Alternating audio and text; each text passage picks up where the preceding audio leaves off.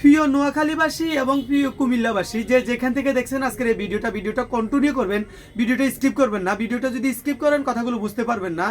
কেননা এখন বর্তমানে যে বিভাগ নিয়ে আমরা যে অবস্থা চলতেছে দেশে, আমি মনে করি আপনি কুমিল্লার যদি কৃতি সন্তান হয়ে থাকেন, আপনি আপনার জন্মস্থান হিসাবে আপনি কুমিল্লা চাইতে পারেন, সেটা হলো আপনার বিষয়। আমি নোয়াখালী হিসাবে, আমি নোয়াখালীর কৃতি সন্তান হিসাবে আমি নোয়াখালী বিভাগ চাইতে পারি, সেটা হলো আমার অধিকার। তাই যার যার অধিকার সে রাখার জন্য চেষ্টা করবেন।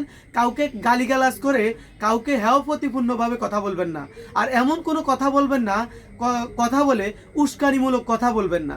এই ধরনের কথার কারণে দেশে বিভ্রান্তিকর সৃষ্টি হবে, দেশে বিভিন্ন ধরনের ভেজাল সৃষ্টি হবে। তাই যার যার অবস্থান থেকে আপনারা বিভাগ চাইবেন। আমি আমার অধিকার, আমি আমার জন্মস্থান থেকে আমি নোয়াখালীর বিভাগ চাই, এটা হলো আমার অধিকার। তাই সকলকে বলতে চাই, যারা নোয়াখালীর বিভাগ চান সকলে এই ভিডিওটা সর্বোচ্চ দেখে লাইক কমেন্ট শেয়ারের মাধ্যমে সবাইকে দেখার মতো সুযোগ করে দিবেন। আজকের ভিডিওটা এই পর্যন্ত। সকলে ভালো থাকবেন, সুস্থ থাকবেন। আল্লাহ হাফেজ। আসসালামু আলাইকুম।